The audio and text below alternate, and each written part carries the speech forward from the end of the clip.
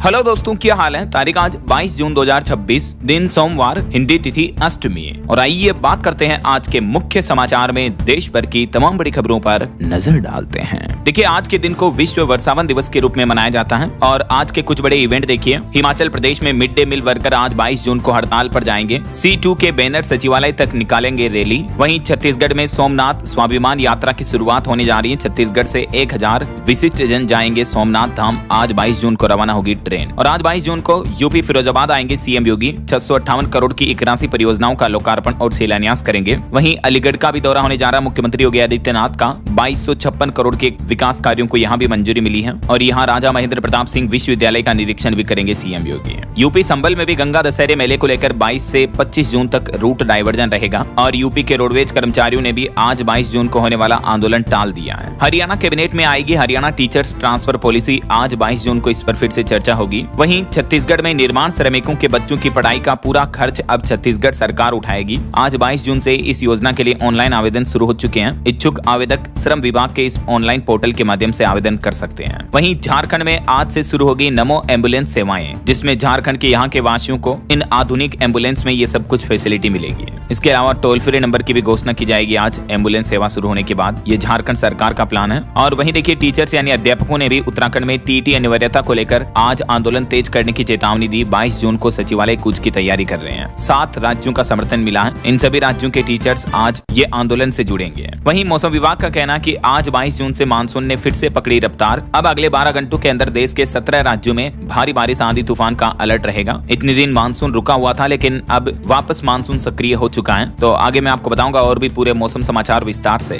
फिलहाल आगे बढ़ते हैं खबरों में। देखिए आप, अमेरिका ईरान जंग के बीच शांति समझौते के बावजूद वापस तनाव देखने को मिल रहा है। अमेरिका के राष्ट्रपति डोनाल्ड ट्रंप ने एक बार फिर से ईरान पर हमला करने की धमकी दी है। तो ट्रंप की इन धमकियों के बाद ईरान भी भड़क गया और ईरानी वार्ताकार गालिबाफ बोले कि बयानों को लेकर सावधान रहे अमेरिका। देखा जाए तो दोनों देशों के बीच एक बार फिर से ये तकरार देखने को मिल रही है। और ट्रंप ने कहा कि ईरान हिजबुल्लाह को रोके, वरना हम भी फिर से हमला करेंगे। बीते दिन यूएस और ईरान के बीच तकरीबन 82 मिनट तक बातचीत हुई, जिसमें ईरान ने फ्रीज संपत्ति वापस करने पर भी चर्चा की। और इतना ही नहीं, अब तो डोनाल्ड ट्रंप बोले कि अमेरिका होर्मुज में भी टोल टैक्स लगा सकता है। इससे मिडिल ईस्ट में सुरक्षा पर खर्च की भरपाई करेंगे। स्विट्जरलैंड में यूएस और ईरान के बीच ये बातचीत हुई, लेकिन ये वार्तालाप उतनी भी सफल नहीं रही जितनी उम्मीदें की जा रही थी। इधर अब ईरान ने भी वापस होर्मुज स्ट्रेट को बंद करने का ऐलान कर दिया है। ईरान के IRGC संगठन की चेतावनी के बाद अमेरिका ने भी धमकी दी और होर्मुज स्ट्रेट से गुजरने वाले जहाजों पर ईरान ने तो नए नियम भी लागू कर दिए हैं। अब 48 घंटे पहले ईरान को सूचित करना होगा जो भी देश यहाँ से जहाज गुजारना चाहता है तो, और उसके लिए आवेदन करना भी जरूरी होगा।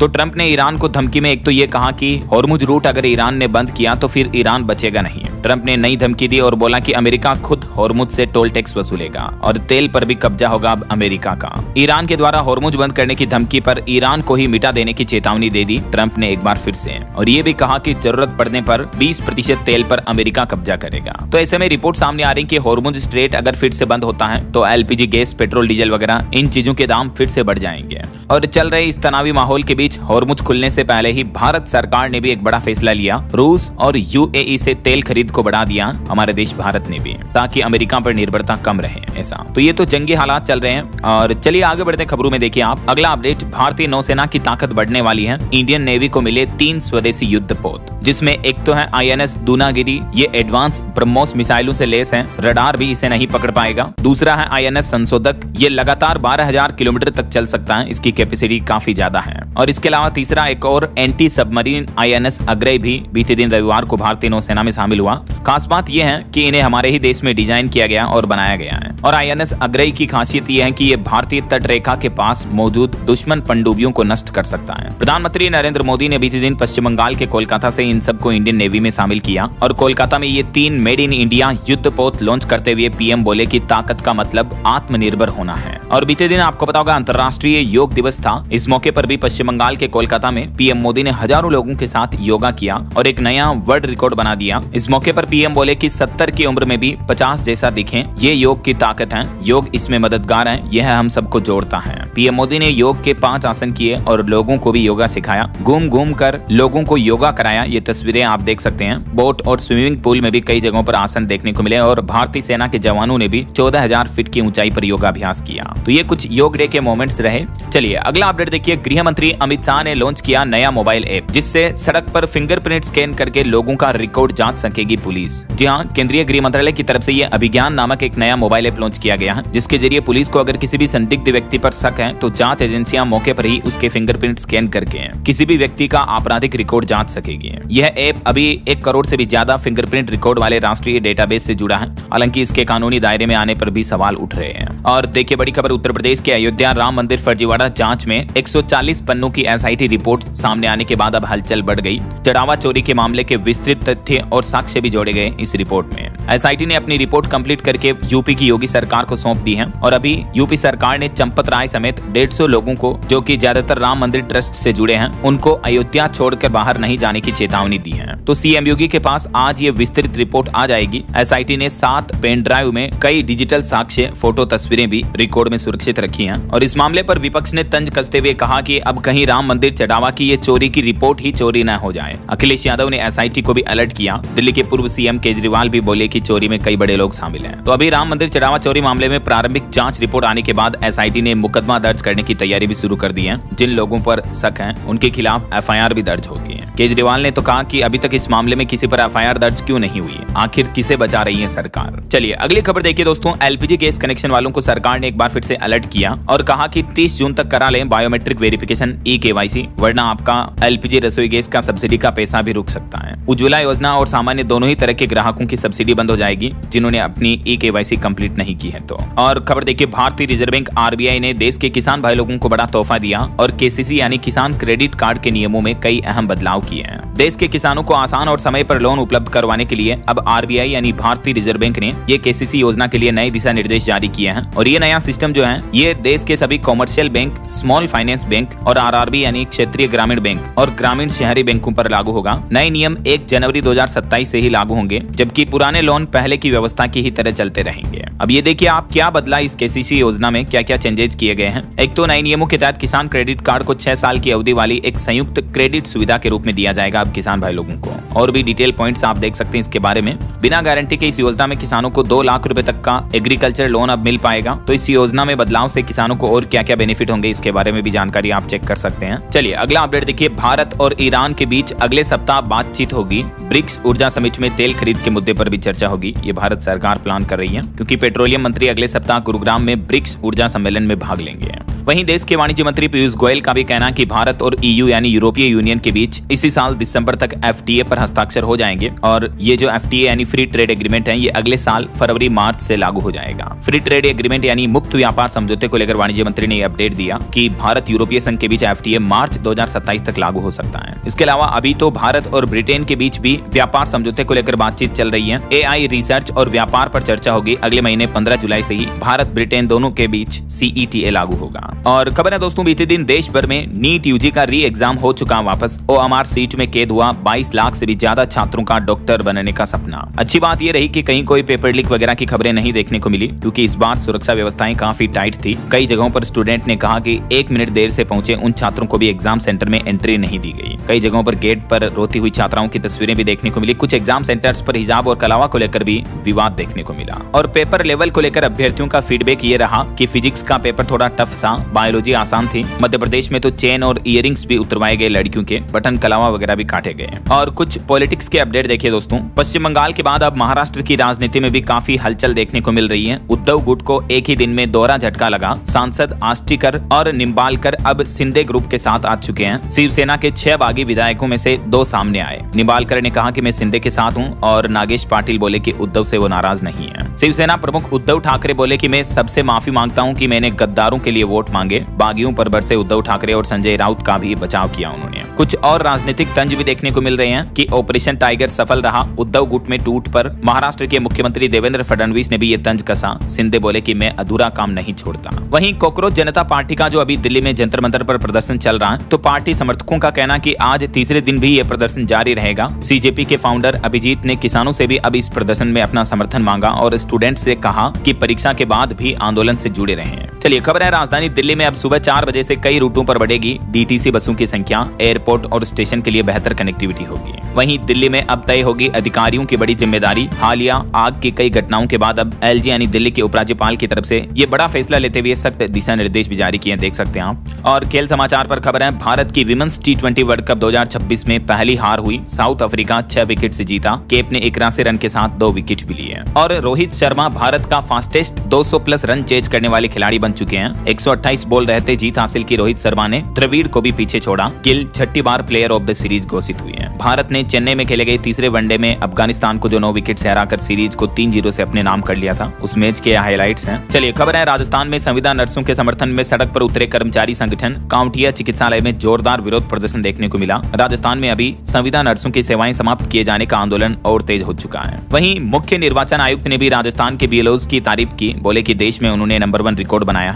और बॉलीवुड से खबर देखिए, रणवीर सिंह बने भारत के सबसे महंगे एक्टर। धुरंधर फिल्म से भी उनको 325 करोड़ रुपए की कमाई हुई, यह दावा किया जा रहा है रिपोर्ट्स में। और खबर देखिए, दुनिया की सबसे लंबी उड़ान सेवा शुरू होने जा रही है। एक ही फ्लाइट के सफर में आप 9 अलग अलग टाइम जोन से गुजरेंगे। इस विमान में कृत्रिम सूर्योदय और सूर्यास्त जैसे अनुभव भी आपको देखने को मिलेंगे। सिडनी और लंदन के बीच ये दुनिया की सबसे लंबे रूट वाली नॉन स्टॉप फ्लाइट सेवा शुरू होने जा रही है, जो 22 घंटे तक हवा में सफर करेगी। ऑस्ट्रेलियाई विमानन कंपनी ये सबसे लंबी फ्लाइट रूट सेवा शुरू करने जा रही है। और बड़ी खबर देखिए, साइबर लिटरेसी पर सरकार ने चेतावनी दी। फर्जी मोबाइल लोन ऐप से सावधान रहें। सरकार ने कुछ फर्जी ऐप्स की लिस्ट भी जारी की है, जिनको डाउनलोड करते समय और इनसे लोन लेते समय सतर्क रहें, क्योंकि ये ऐप फर्जी है। आपको थोड़ा बहुत लोन तो दे देंगे, लेकिन फिर आपसे वसूली के नाम पर टॉर्चर करेंगे। सोशल मीडिया पर आकर्षक एड दिखाकर और 5 मिनट में लोन देने का लालच देकर ये ऐप आपको आकर्षित करते हैं। बिना आपके अच्छे सिविल स्कोर के भी लोन ऑफर करते हैं, क्योंकि ये ऐप्स कई सारे फेक रिव्यू रेटिंग्स का झांसा देते हैं। कम डॉक्यूमेंट्स में आपको आसानी से लोन मिल जाता है और फिर आपको थोड़ा बहुत लोन देकर आपसे शुरू होती है ठगी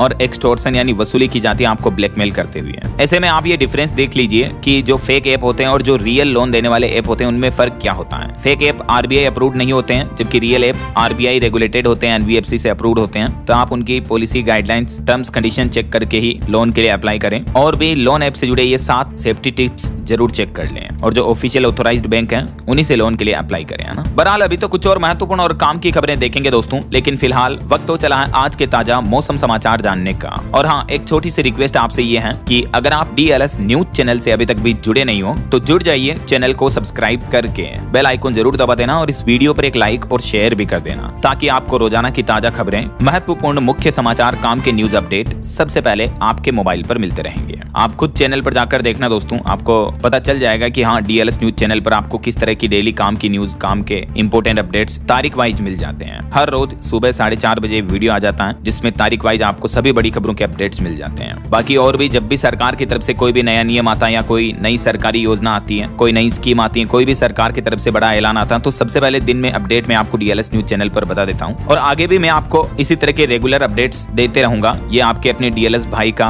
प्रॉमिस है, मेरा वादा आपसे। बस इसके बदले में आपसे मांगता क्या हूँ, एक लाइक और एक शेयर कर दिया करो और एक प्यारा सा कमेंट। चलिए, अपनी तो ढेर सारी बातें करेंगे कभी बाद में, और सीधा आगे बढ़ते हैं खबरों में। देखिए आप, मौसम अपडेट के तहत एक तो मौसम विभाग ने कहा कि मुंबई में भी बारिश हुई, अब मानसून वापस सक्रिय हो चुका है। तो अब देश के अन्य राज्यों में भी मानसून के आगे बढ़ने के आसार दिख रहे हैं, वरना पिछले 14 दिन से मानसून सोलापुर के पास रुका था। लेकिन क्योंकि अब मानसून आगे बढ़ेगा तो आने वाले 22-23 जून तक अलग अलग राज्यों में बारिश की चेतावनी, 26 तारीख तक बारिश का सिलसिला जारी रहेगा। कुछ अलग अलग राज्यों की मौसमी स्थितियां देखिए आप। मध्य प्रदेश में भी इस बार मानसून 6 दिन लेट आ रहा। हालांकि प्री मानसून बारिश की गतिविधियों के चलते बीते दिन भी भोपाल, रायसेन वगैरह में बारिश देखने को मिली। कई जगहों पर तो सड़कों पर 2-2 फीट तक पानी भर गया। आज भी एमपी के 37 जिलों में आंधी बारिश पानी का अलर्ट है। ये मानचित्र में आप देख सकते हैं। आज 22 जून को मध्य प्रदेश के इन जिलों में, जहां ब्लू जोन का एरिया आप देख पा रहे, यहां आंधी बारिश का अलर्ट रहेगा। और कल 23 जून को भी दक्षिणी मध्य प्रदेश के इन जिलों में बारिश की चेतावनी रहेगी। अच्छा, आप देखिए राजस्थान में भी कोटा वगैरह कई जिलों में आंधी बारिश के चलते पेड़ पौधे गिर गए, गाड़ियां नीचे दब गई, कई जगहों पर सड़कों पर भी पानी भर गया।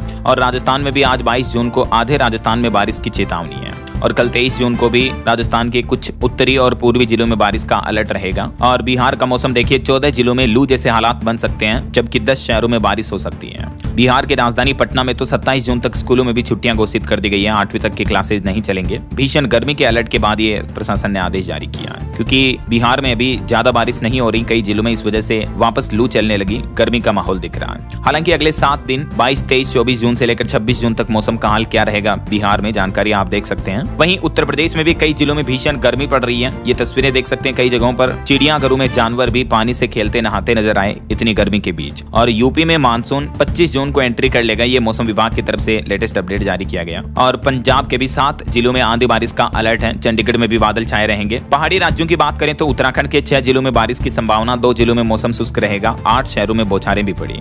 और हिमाचल प्रदेश में भी देखिए आज आंधी बारिश का येलो अलर्ट है, लेकिन कल 23 जून से फिर वेस्टर्न डिस्टर्बेंस कमजोर पड़ेगा और हिमाचल में अभी मानसून की एंट्री के आसार नहीं दिख रहे हैं। नॉर्मली हर साल हिमाचल में 22 जून के आसपास मानसून आ जाता है, लेकिन इस बार लेट है, तो 25-26 जून तक भी मानसून आने के आसार नहीं है। बाकी अगले 2 दिन आज 22 जून और कल 23 जून को देश भर के अलग अलग राज्यों में मौसम का हाल क्या रहेगा देख सकते हैं आप जानकारी स्क्रीन पर। वैसे दोस्तों आपके राज्य में अभी मौसम के हाल क्या चल रहे हैं, मतलब तेज बारिश वगैरह हो रही है या अभी भी गर्मी पड़ रही है, क्या है मौसम का हाल, कमेंट करके बताएगा जरूर मुझे आप अपने राज्य और जिले का नाम। ओके, और चलिए मौसम अपडेट्स के बाद कुछ मार्केट अपडेट्स पर नजर डाल लेते हैं। तो देखिए आज वापस सोमवार से मार्केट खुलने जा रहा है, लेकिन इस सप्ताह 5 ऐसे फैक्टर्स हैं जो शेयर बाजार के आगे की चाल तय करेंगे। अगर विदेशी निवेशक वापस लौटे तो निफ्टी 24,500 का लेवल पार कर सकता है, लेकिन अमेरिका और ईरान की वार्तालाप कितनी सफल रहती है इस पर भी मार्केट की नजर रहेगी, क्योंकि अमेरिका ईरान शांति समझौते के बाद भी वापस तनाव बढ़ रहा, तो इस वजह से शेयर बाजार में बिकवाली देखने को मिल सकती है। लेकिन विदेशी निवेशकों की बाजार में वापसी होती है तो थोड़ी तेजी आएगी। हालांकि बीते कुछ महीनों से तो विदेशी निवेशक काफी पैसा निकाल रहे हैं। देखिए आप एफपीआई ने इस महीने जून में ही अपनी 60,471 करोड़ रुपए की इक्विटी बेच दी भारतीय पूंजी बाजार से। एफपीआई यानी फॉरेन पोर्टफोलियो इन्वेस्टर्स, विदेशी पोर्टफोलियो निवेशकों की तरफ से ये भारतीय स्टॉक मार्केट से विड्रॉ किया गया इतना पैसा। हालांकि अमेरिका ईरान जंग रुकने की वजह से बीते सप्ताह भारतीय स्टॉक मार्केट में जो तेजी देखने को मिली, इस वजह से टॉप 10 कंपनियों में से 9 की वैल्यू 2 लाख करोड़ रुपए से भी ज्यादा बढ़ी है। चलिए खबर है, इनकम टैक्स डिपार्टमेंट ने चेतावनी दी, कहा कि 31 जुलाई तक अपना इनकम टैक्स रिटर्न फाइल कर दें। अगर इनकम 2.5 लाख से ज्यादा है तो आपको भी टैक्स भरना जरूरी है। ओके, और चलिए मार्केट अपडेट्स के बाद आगे बढ़ते हैं खबरों में। कुछ बड़े हादसों और दुर्घटनाओं की खबरें देखिए आप। बीते दिन एक बड़ी घटना हो गई, तमिलनाडु की सी फूड फैक्ट्री में गैस रिसाव की घटना में 2 लोगों की मौत हो गई, जबकि 65 से ज्यादा लोग घायल हो गए। 9 तो इतने गंभीर हैं कि अभी वेंटिलेटर पर हैं। मरने वालों में सभी महिलाएं हैं। कुछ मीडिया रिपोर्ट्स में तो अभी ही मरने वालों की संख्या 7 लोगों तक बताई जा रही है। तमिलनाडु के तिरुवल्लुर जिले में ये बड़ी घटना हुई। और पश्चिम बंगाल में एक बड़ा सड़क हादसा हो गया, बस और ट्रक की भीषण भिड़ंत में 5 लोगों की दर्दनाक मौत हो गई। कुछ अंतर्राष्ट्रीय न्यूज अपडेट देखिए। यूरोप में अभी भीषण गर्मी का कहर देखने को मिल रहा है, तो वहीं फ्रांस सरकार ने शराब पर पाबंदी लगा दी है। वजह क्या? क्योंकि फ्रांस में जंगलों में आग लगने का अलर्ट जारी हुआ है। इस वजह से सार्वजनिक जगहों पर शराब पीने और बाहर खेले जाने वाले खेलों पर भी रोक लगा दी है फ्रांस गवर्नमेंट ने। वहीं ऑस्ट्रेलिया में बर्ड फ्लू की पुष्टि हुई, वन्य जीवों पर भी खतरा बढ़ा। और खबर देखिए, डेलावेयर के गवर्नर मैथ्यू ने भी योग की भारतीय विरासत को मान्यता दे दी। ऐतिहासिक घोषणा पत्र जारी किया बीते दिन विश्व योग दिवस के मौके पर। दुनिया भर में योग दिवस की काफी धूम देखने को मिली। अमेरिका से लेकर नेपाल तक शिविर सजे, लोगों में उत्साह रहा और विदेशों में भी लाखों लोगों ने एक साथ योगा किया। वहीं देखिए, भारत ने कहा कि पाकिस्तान के राष्ट्रपति का बयान नफरत फैलाने वाला है, हमारे मामलों में पाकिस्तान दखल न दें। अभी एक दिन पहले पाकिस्तानी राष्ट्रपति जरदारी बोले थे कि यूपी के वाराणसी की मस्जिद खतरे में है, कार्रवाई रोकी जाए। तो इसी बयान पर भारत ने पाकिस्तान को फटकार लगाई। और अमेरिका के राष्ट्रपति डोनाल्ड ट्रंप ने एक बड़ा दावा किया, बोले कि ब्रिटिश पीएम कीर स्टारमर इस्तीफा देंगे। रिपोर्ट सामने आ रही कि उनकी पार्टी के 100 सांसद उनके खिलाफ हुए, तो ब्रिटेन की राजनीति में भी ये बड़ा फेरबदल देखने को मिल सकता है। और वहीं नेपाल के प्रधानमंत्री ने कहा कि भारत से जो हमारे बीच सीमा विवाद है उसमें ब्रिटेन को मध्यस्थ नहीं बनाना चाहते हम। वो बोले कि पुराने बयान का गलत मतलब निकाला गया। तो ये तो कुछ अंतर्राष्ट्रीय माहौल चल रहा है। और चलिए आगे बढ़ते हैं खबरों में। देखिए आप अगली खबर, अगले महीने 1 जुलाई से पंजाब की महिलाओं के खाते में आएंगे 1500 रुपए।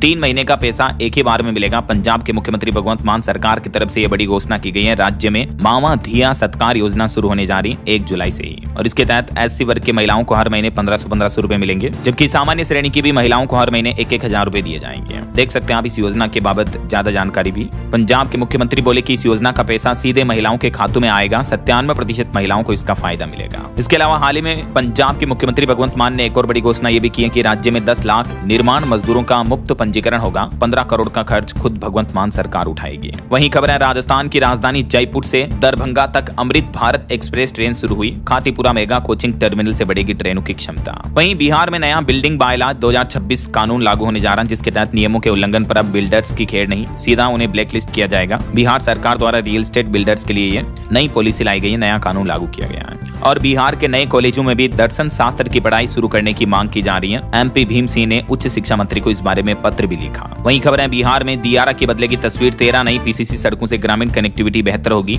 और बिहार के लोगों के स्वास्थ्य को लेकर भी एक चौंकाने वाली रिपोर्ट आ रही। देखिए आप, बिहार राज्य में हर 7वां शख्स विटामिन डी की कमी से पीड़ित है। और विटामिन डी की कमी क्यों आती है? तो आजकल लोग बाग धूप से दूरी बनाकर रहते हैं। और ये हालात ना सिर्फ दोस्तों बिहार राज्य में है, बल्कि कई अन्य राज्यों में भी इस तरह की स्थितियां हाल ही में देखने को मिली। मैंने आपको रिपोर्ट्स बताई भी थी। तो कहने का मतलब रोजाना थोड़ा बहुत धूप में बैठें, सुबह शाम हल्की जब भीनी भीनी धूप होती है तो उसमें निकलें, बाहर आउटडोर एक्टिविटी करें, योगा एक्सरसाइज कर सकते हैं आप धूप में। इससे आपके शरीर में विटामिन डी की कमी नहीं होगी, है ना। और एक बड़ी चौंकाने वाली रिपोर्ट देखिए, हिमाचल प्रदेश में हर 10 में से एक बच्चे में हाई बीपी के संकेत मिले। मतलब देखिए बच्चों में बीपी हाई हो रही है यार। अब तो हद हो गई। जो बीमारियां जवानी से बुढ़ापे में होती हैं, वो बीमारियां आजकल बच्चों में देखने को मिल रही हैं। हिमाचल प्रदेश के शिमला में स्कूल स्टूडेंट पर हुई स्टडी ने ये चौंका दिया। 10% बच्चों में उच्च रक्तचाप के मामले दर्ज हुए। ये रिपोर्ट की डिटेल जानकारी आप देख सकते हैं। इसलिए तो मैं आपको रोजाना आए दिन हेल्थ अपडेट्स देता रहता हूँ। अपने बच्चों को बाहर ले जाएं, पार्क में घुमाएं, गेम खिलाएं, मोबाइल फोन कम दें, ताकि उनकी लाइफस्टाइल अच्छी रहे, भविष्य में भी आगे जाकर उन्हें कोई दिक्कत ना हो। राइट, चलिए अगला अपडेट देखिए। पंजाब में अब एआई से होगी दिल और सांस की बीमारियों की जांच। मोहाली, पटियाला समेत 3 जिलों में इस तरह के हाईटेक उपकरण लगने जा रहे हैं अस्पतालों में। वहीं दिल्ली में अब खराब स्ट्रीट लाइट पर प्रति घंटा जुर्माना लगेगा। कंट्रोल रूम से लाइव निगरानी होगी दिल्ली सरकार ने। इस बारे में भी सख्त निर्देश जारी किए हैं। और टेक न्यूज से खबर आ रही है, व्हाट्सएप पर भी आपको जल्द ही दिख सकता है इंस्टाग्राम जैसा ग्रीन डॉट, जिससे आपको बिना चैट खोले पता चल जाएगा कि कौन व्यक्ति व्हाट्सएप पर ऑनलाइन है या नहीं, ऐसा।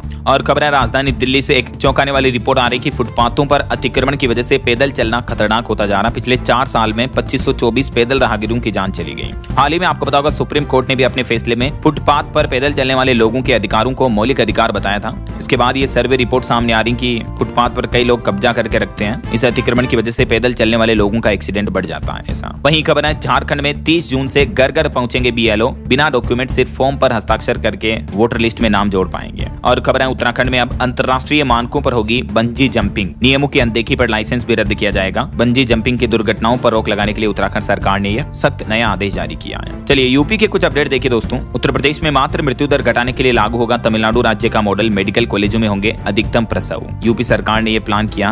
और उत्तर प्रदेश में किसान भाई लोगों को अब फार्मर आईडी के लिए बड़ी राहत मिली है। अब पोर्टल पर स्वयं अपडेट कर सकेंगे अपना विवरण। आपको लखनऊ वगैरह नहीं जाना पड़ेगा, किसानों को ऑनलाइन ही ये सुविधा मिल जाएगी। वहीं यूपी में कांग्रेस भी 25 जून से प्रदेश भर में मनाएगी आरक्षण दिवस। हर जिले में पदयात्रा और सम्मेलन का आयोजन होगा। और उत्तर प्रदेश की योगी सरकार ने स्टाम्प विभाग में भी बड़ा बदलाव किया है। संपत्ति विवादों पर लगाम लगाने के लिए यूपी सरकार ने यह अहम फैसला लिया है, धोखाधड़ी पर रोक लगाने के लिए। अब स्वतः शुरू हो जाएगी नामांतरण की प्रक्रिया भी। जैसे ही कोई जमीन, मकान, प्लॉट, प्रॉपर्टी खरीदता है तो उसका म्यूटेशन ऑटोमेटिक शुरू कर दिया जाएगा, ऐसा। देख सकते हैं आप यूपी सरकार का ये क्या प्लान है। और उत्तर प्रदेश में निर्यातकों के लिए भी यानी एक्सपोर्टर्स के लिए गेम चेंजर बनेगा नोएडा इंटरनेशनल एयरपोर्ट। रिपोर्ट आ रही कि इस एयरपोर्ट के संचालन से वैश्विक बाजारों तक पहुंच सीधी होगी, क्योंकि यहाँ से कॉमर्शियल उड़ानें भी शुरू हो चुकी हैं। तो वहीं यूपी बीड़ा में निवेश की संभावनाएं तलाशेंगे जापान और सिंगापुर के 200 सीईओ। इन्वेस्टर से एएमयू कराने पर जोर रहेगा। मुख्यमंत्री योगी आदित्यनाथ ने यूपी में निवेश बढ़ाने के लिए नया आदेश दिया और इसके तहत ये प्लान किया जा रहा है। चलिए अगला अपडेट देखिए। साल 2030 तक इंसानों से भी ज्यादा समझदार हो सकता है AI. Open AI chat GPT के सीईओ सैम ऑल्टमैन ने यह बड़ा दावा किया है। वहीं इनकम टैक्स डिपार्टमेंट ने ITR 4 के फॉर्म में कुछ बड़े बदलाव किए हैं। अब 2 मकानों का किराया दिखा सकेंगे टैक्स पेयर्स। नए नियम के तहत ITR 4 में अधिकतम 2 हाउस प्रॉपर्टी से होने वाली आय की जानकारी दे सकेंगे। इसका नया कॉलम जोड़ा गया है। वहीं रेपो रेट पर एक रिपोर्ट आ रही कि वैश्विक अनिश्चितता घटी है। इस वजह से RBI रेपो रेट में बदलाव नहीं कर सकता है। और खबर देखिए, योग दिवस पर राजस्थान के बीकानेर को बड़ी सौगात दी। रेल मंत्री अश्विनी वैष्णव ने योग और नई ट्रेन का भी ऐलान किया। वैसे रेलवे की तरफ से कुछ नियमों में भी बदलाव किया।